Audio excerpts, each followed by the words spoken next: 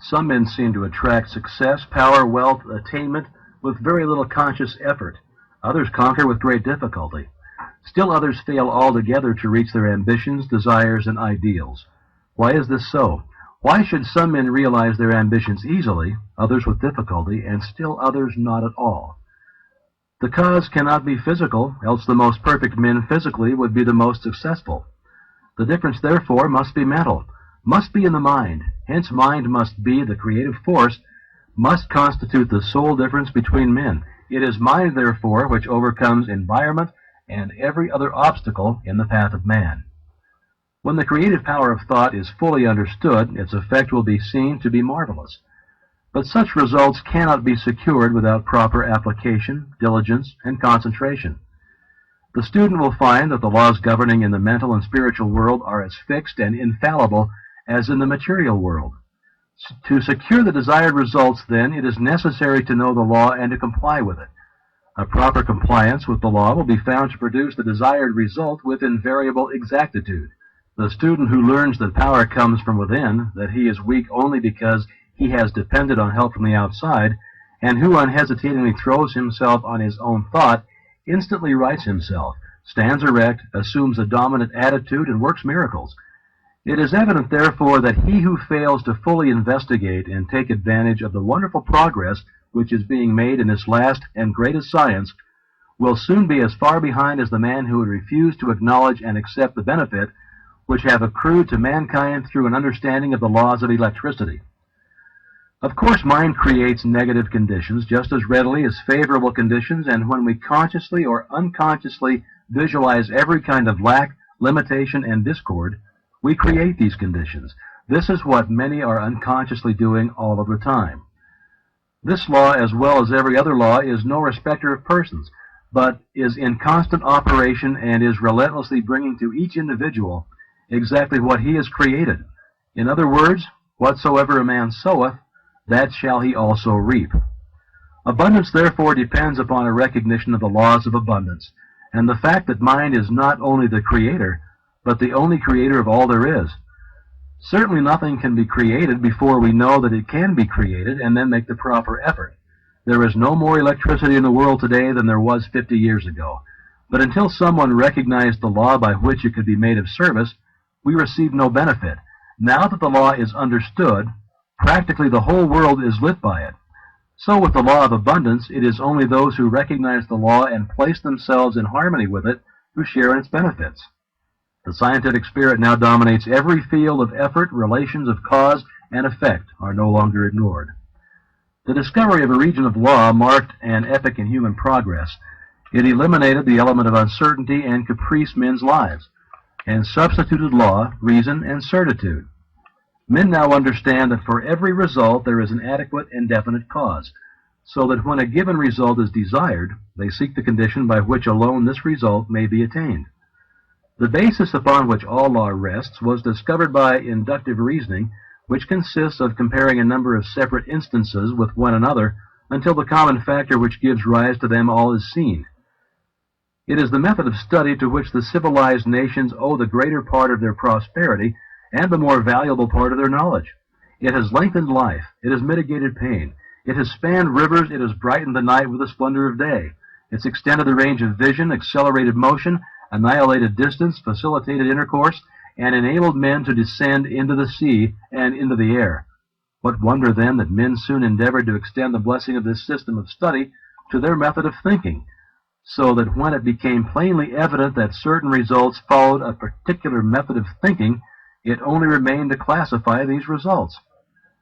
This is method, and is scientific, and it is the only method by which we shall be permitted to retain that degree of liberty and freedom which we've been accustomed to look upon as an inalienable right, because a people is safe at home and in the world only if national preparedness means such things as growing surpluses of help, accumulated efficiency in public and private business of whatever sort, continuous advance in the science and art of acting together, and the increasingly dominant endeavor to make all of these and all other aspects of national development centers and revolve about ascending life, single and collective, for which science, art, and ethics furnish guidance and controlling motives.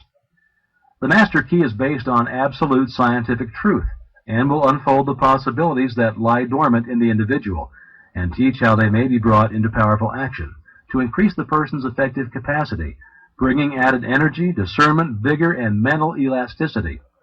The student who gains an understanding of the mental laws which re-unfolded will come into the possession of an ability to secure results hitherto undreamed of, and which has rewards hardly to be expressed in words.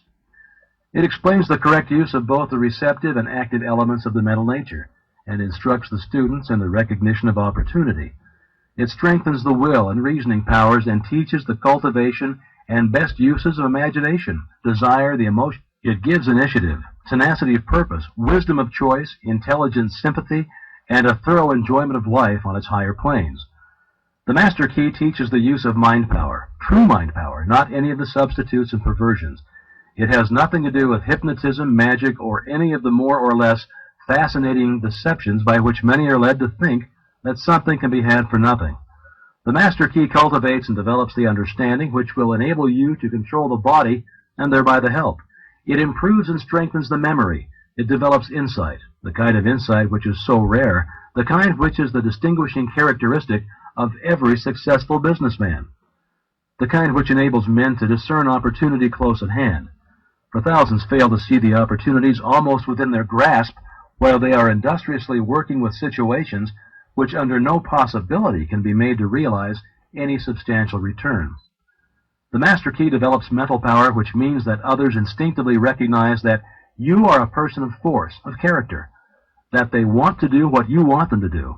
It means that you attract men and things to you, that you are what some people call lucky, and that things just come your way, that you have come into an understanding of the fundamental laws of nature and have put yourself in harmony with them, that you are in tune with the infinite, that you understand the law of attraction, the natural laws of growth, and the psychological laws on which all advantages in the social and business world rest.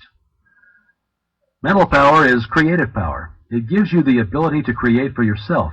It does not mean the ability to take something away from someone else. Nature never does things that way. Nature makes two blades for grass grow wherever one grew before, and mind power enables men to do the same thing. The Master Key develops insight and sagacity, increased independence, the ability and disposition to be helpful. It destroys distrust, depression, fear, melancholia, and every form of lack, limitation, and weakness. That includes pain and disease. It awakens buried talents, supplies initiative, force, energy, and vitality. It awakens an appreciation of the beautiful in art, literature, and in science. It has changed the lives of thousands of men and women by substituting definite principles for uncertain and hazy methods, and principles for the foundation upon which every system of efficiency must rest. Elbert Gary, the chairman of the United States Steel Corporation, said, "The services of advisors, instructors, efficiency experts in successful management are indispensable to most business enterprises of magnitude. But I deem the recognition and adoption of right principles vastly more important. The Master Key teaches right principles and suggests methods for making a practical application of those very same principles. In that it differs from every other course of study, it teaches that the only possible value which can attach to any principle is in its application. Many read books, take home study courses, attend lectures all of their lives without ever making any progress in demonstrating the value of the principles involved. The Master Key suggests methods by which the value of the principles taught may be demonstrated and put in actual practice in the daily experience. There is a change in the thought of the world. This change is silently transpiring in our midst and is more important than any which the world has undergone since the downfall of paganism. Science has of late made such vast discoveries, has revealed such an infinity of resources, has unveiled such enormous possibilities and such unsuspected forces, that scientific men more and more hesitate to affirm certain theories as established, and indubitably or to deny certain other theories as absurd or impossible. And so a new civilization is being born. Customs, creeds, and cruelty are passing. Vision, faith, and service are taking their place. The fetters of tradition are being melted off from humanity, and as the dross of materialism is being consumed, thought is being liberated, and truth is rising full-orbed before an astonished multitude. The whole world is on the eve of a new consciousness, a new power, and a new consciousness, a new power, a new realization of the resources within itself. The last century saw the most magnificent material progress in history. The present century will produce the greatest progress in mental and spiritual power. Physical science has resolved matter into molecules, molecules into atoms, and atoms into energy. And it has remained for Sir Ambrose Fleming, in an address before the Royal Institution, to resolve this energy into mind. He says, in its ultimate essence, energy may be incomprehensible by us, except as an exhibition of the direct operation of that which we call mind or will. Now let's see what are the most powerful forces in nature.